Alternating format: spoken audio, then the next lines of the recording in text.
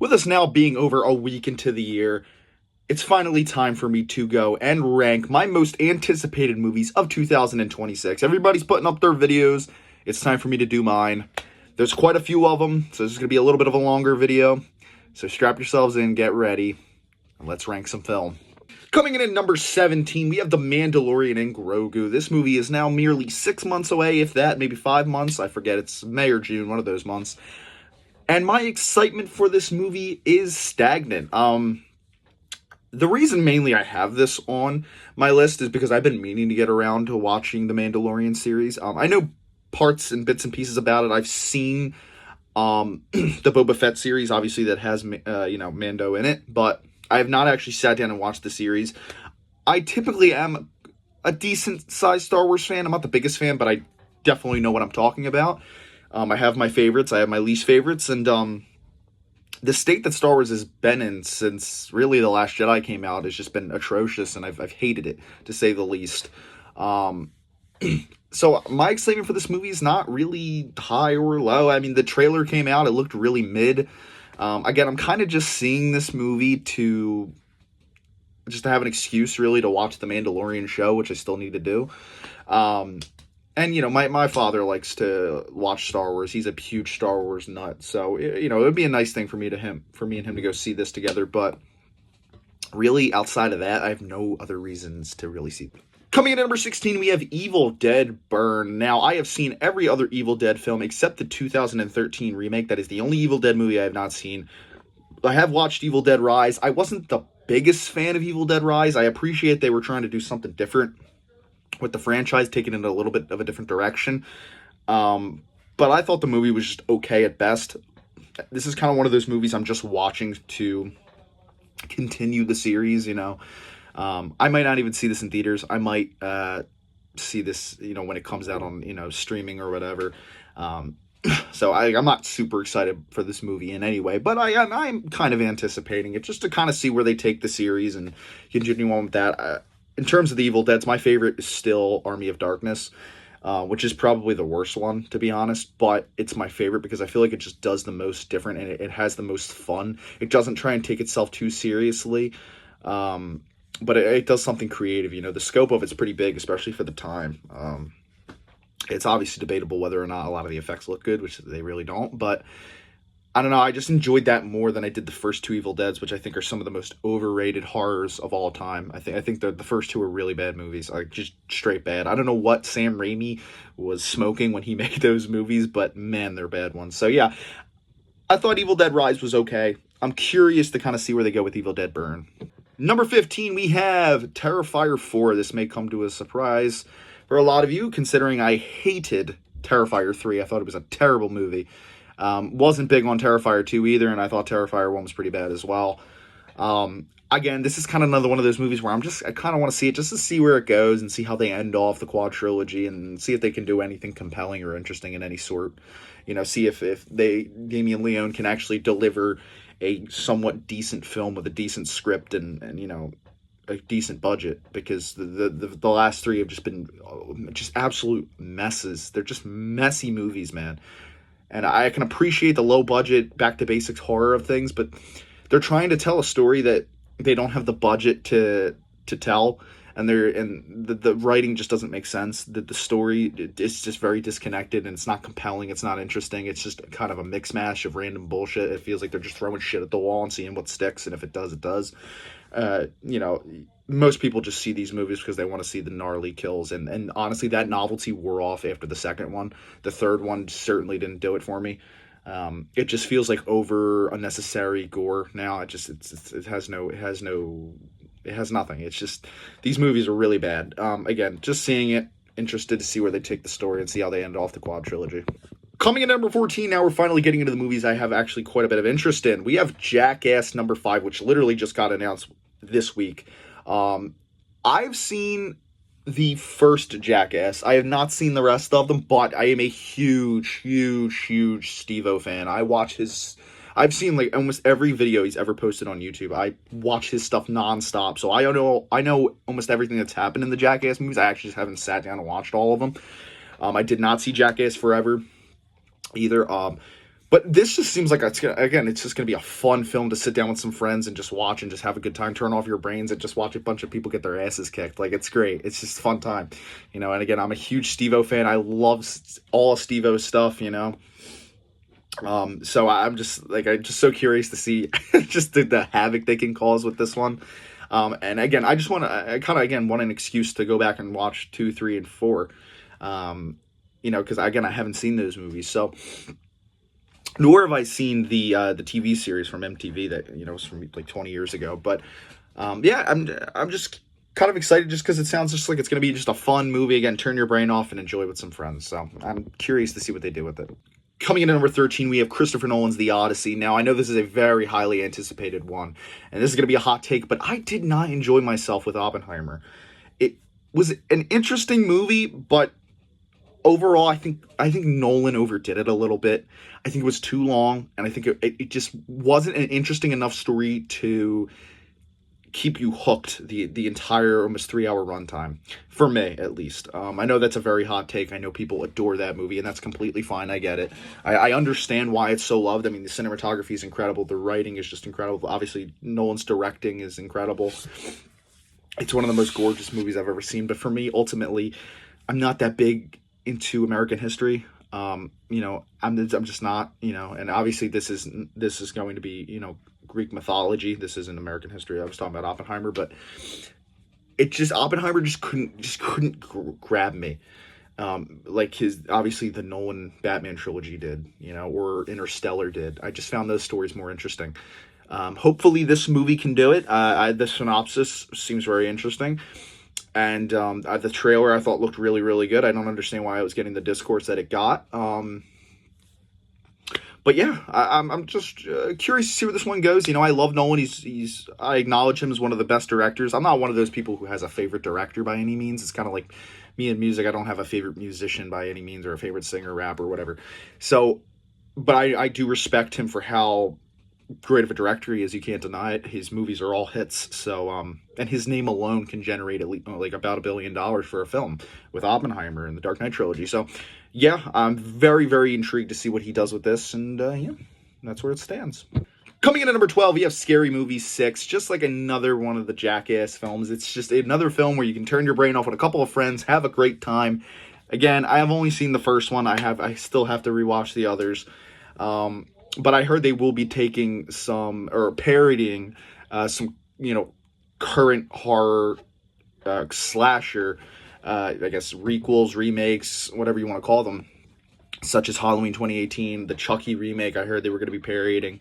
So I'm actually kind of excited to see, again, all these films that they're going to parody. And obviously the Wayne brothers are back, which is a huge thing for the franchise after they were gone for, I think, was it 3 and 4? 2, 3, and 4? I forget exactly. It may have just been 4. I don't remember. Again, I'm not enthralled enough in this franchise, but I love the first one. The first one is a historical classic. It's fucking hysterical. It's one of the best comedies of all time.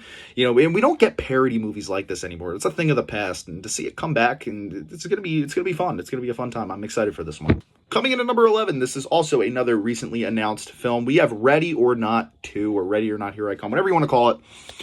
The trailer for this looked interesting. I think it kind of looks like just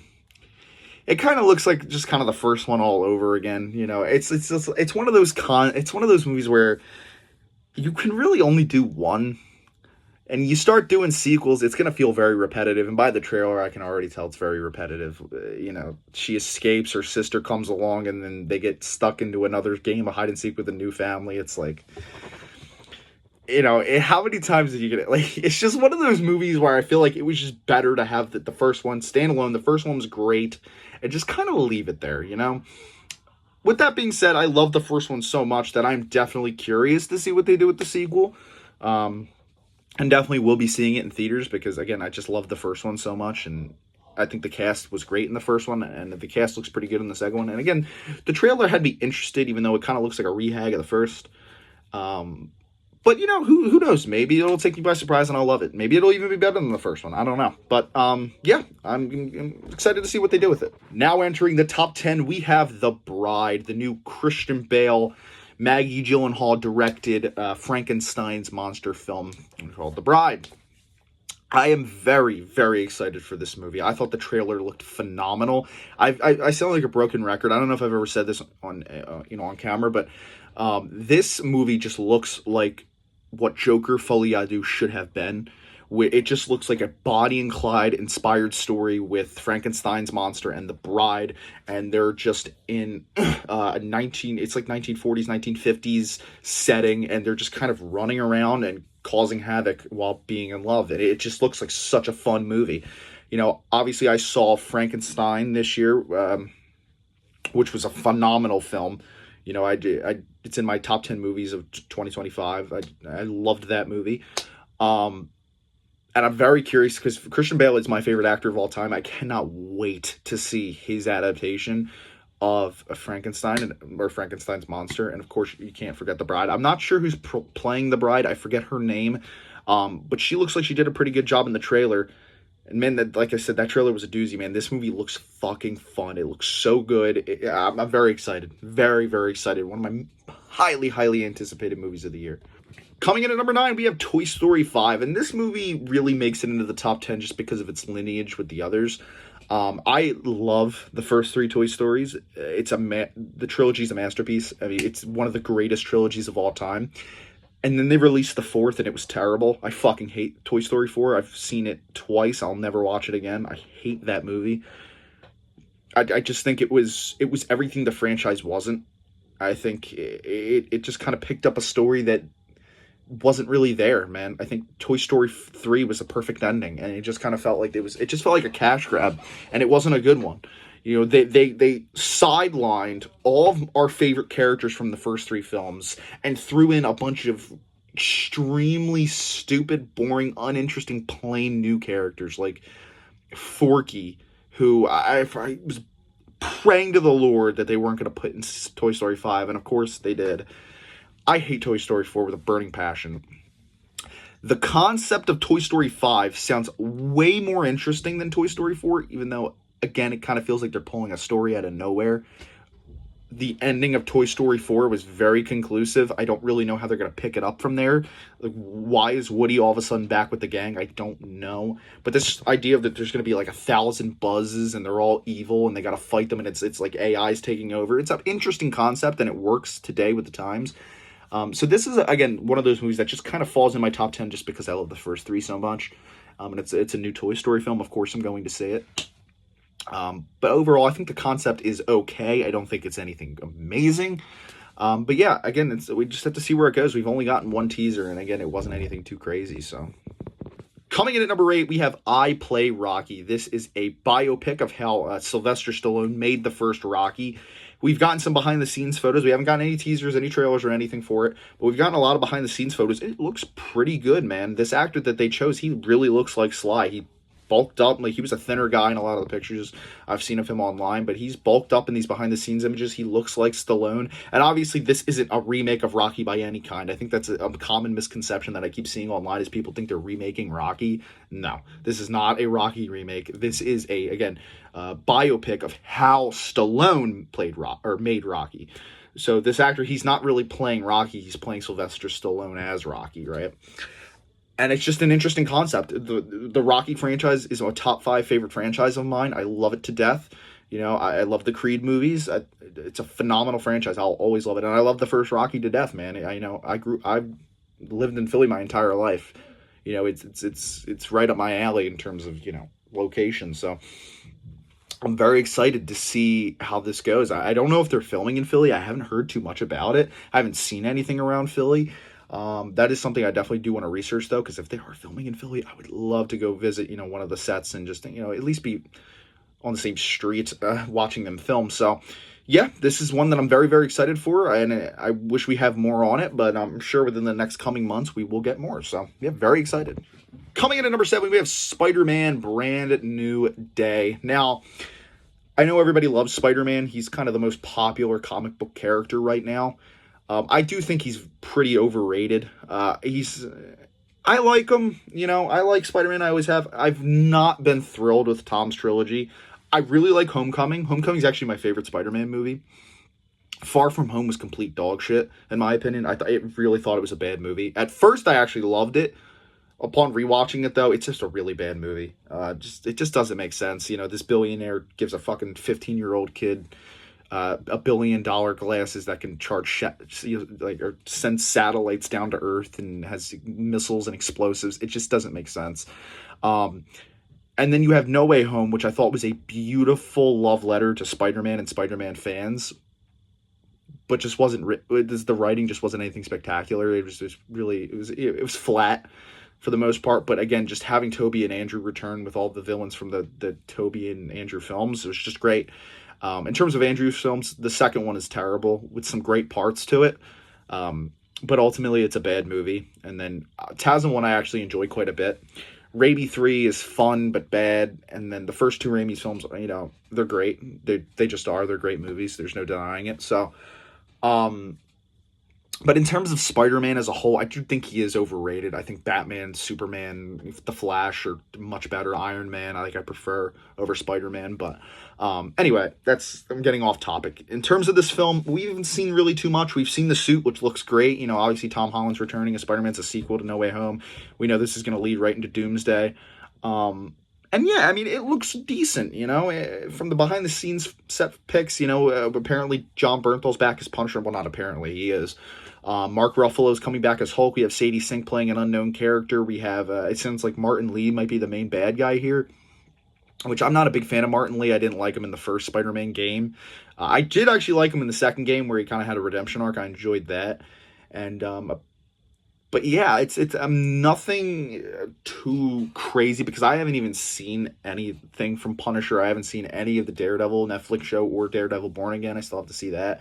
And to be honest, it just feels like almost like the MCU just doesn't trust Tom Holland to carry a movie on his own. It feels like every time they do a Spider-Man movie, they have to throw in another big character or actor, like or for Tom Holland's movies anyway. Like with Homecoming, they threw in Tony Stark. With Far From Home, they threw in Jake Gyllenhaal, and then, you know, they had Nick Fury in there, and then for No Way Home, they had Andrew, you know, Willem Dafoe, Tobey Maguire, all these characters, and now with this one, they're throwing in Mark Ruffalo and John Berthel. It just feels like they don't trust him to have his own really solo Spider-Man story, but it is what it is, you know. I'm definitely excited for this movie just because, you know, again, I really enjoyed No Way Home, and I love Homecoming.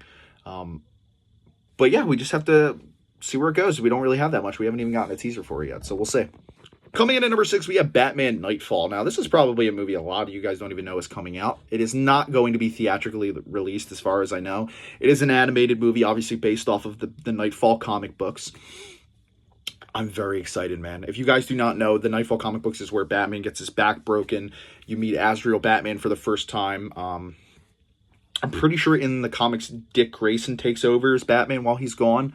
And then I think Tim Drake does at some point too. I'm a little foggy on the comics. I've never actually read the comics, but I've watched breakdowns of it. But every time they do one of these movies, these animated films where they base it off of comic books for DC, it ends up being fantastic. And I have no reason to suspect this isn't going to be the same. You know, I'm very excited. You know, Batman to me is the greatest character of all time, and this is easily, if this was a live action theatrically released film, it would be number 1, hands down. But I put it back at number 6 because it's animated. It's not going to be in theaters. But yeah, man, still very, very excited. Coming in at number 5, we have Scream 7, which releases next month in theaters. Very excited for this one, man. I enjoyed Scream 6. I thought it was pretty decent. I didn't think it was great by any means. Definitely better than the Scream 5 and 4 and 3. The 3, 4, and 5 are complete stinkers in my opinion. But 6 was pretty decent. You know, I enjoyed what they did with it. And the trailer for Scream 7 obviously looks very samey. I'm expecting this to be pretty much the same thing that we've seen a million times with Scream. But, you know, I still love the Scream franchise. It's one of my favorite horror movie franchises. And I'm not gonna lie, I am excited. You know, I'm excited to see if they're actually going to bring Stu Macher back, which I don't think it is. I think it's going to be his sister, and the voice that you're hearing is just AI, which might be a little bit of a bummer. I don't know. I have to see how they execute it. The trailer looked pretty good. It definitely looked like they were copying Halloween Kills a bit with the whole burning everything down and the fire on the poster and everything. But it's Scream. What are you gonna do? The whole franchise is built on taking stuff from other horror franchises, which is totally fine. But yeah, I'm excited, dude. I love Scream. You know, You can tell I have like nothing but Scream merch on this wall right here. But yeah, I'm excited. Coming in at number 4 is Avengers Doomsday. Now, to be honest with you, I'm not really even hyped for the typical things that people are hyped for this movie. Obviously, people are hyped to see X-Men return, Fantastic Four finally come into the MCU. Obviously, all these returning characters. I'm not even excited for any of that shit. I'm just so excited to see the spectacle that they're going to put on. Because in no way, shape, or form am I sit here and prepared for this movie to be like a writing miracle, one of the best written movies I've ever seen. I'm expecting the writing to be a mess. I'm not expecting a well put together film whatsoever. I'm just very excited to see how they can fucking blow my mind. Again, the spectacle of it. I'm going into this like it's going to be an amusement park ride. Like, I just want to see how they can blow my mind. Because I've never even seen any of the X-Men movies. I've never been a big X-Men guy ever in my life. Again, growing up, I was always a DC kid. I was never that big into Marvel. Until the MCU kind of not even started. Like, Iron Man was always the exception. I always loved Iron Man as a kid.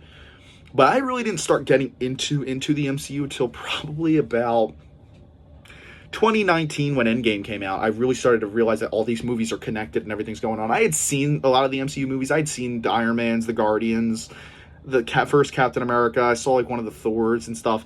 But it wasn't until 2019 that I really started to understand, okay, it's all connected, it's all coming together. And I've seen every MCU movie since. But I've never been one of those people who was like a die-hard Marvel fan. I was always DC growing up. Batman, Dark Knight Trilogy, Superman. I'm just a DC guy. Prefer DC. I like it more. And I think this past like few years for Marvel has just been awful. But I think last year they made a pretty decent comeback. I thought Fantastic Four was a very decent movie. I thought it was pretty good.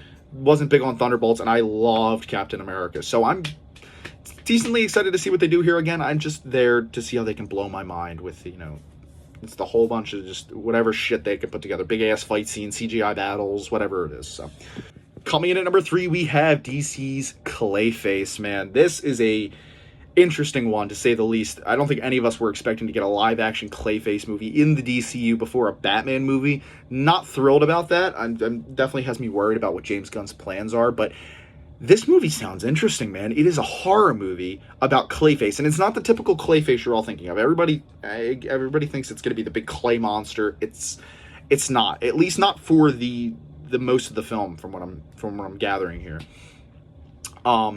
He's an actor, and how he always is in the comics. That's he is always an actor at first, and then it looks like in this movie he's got some like skin damage or damage to his face, and his face is all fucked up. And again, it's a horror movie of some sort. We haven't gotten a trailer. We've only gotten behind the scenes stuff.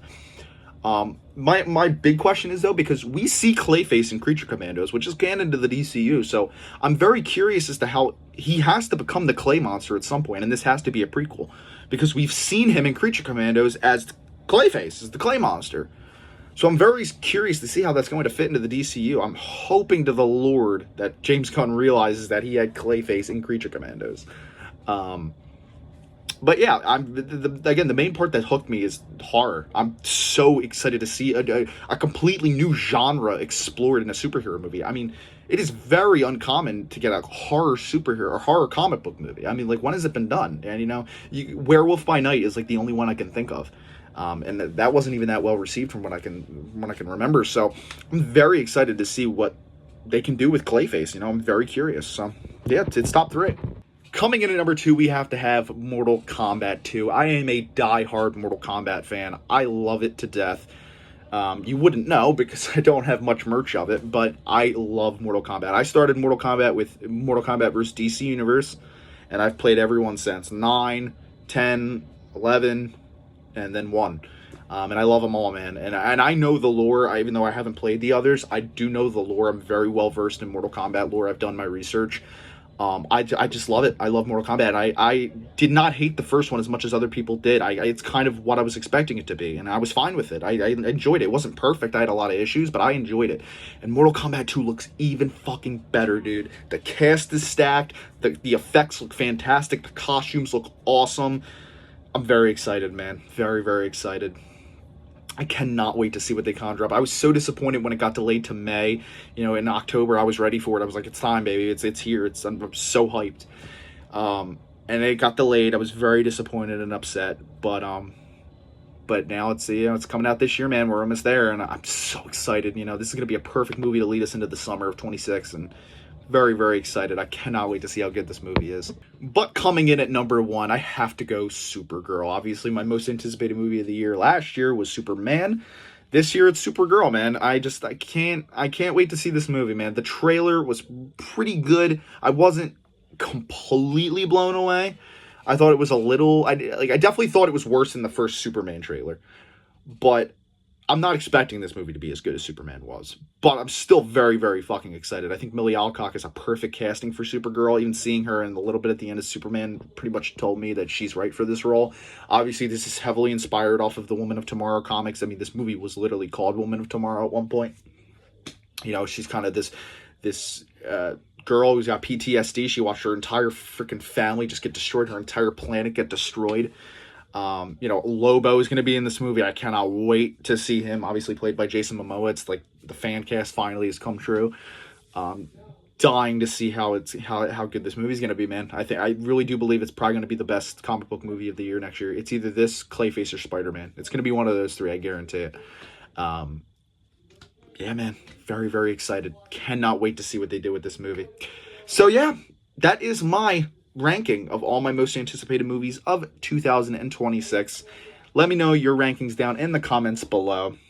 Make sure to rate, comment, subscribe, and I'll see you guys next time. Bye, guys.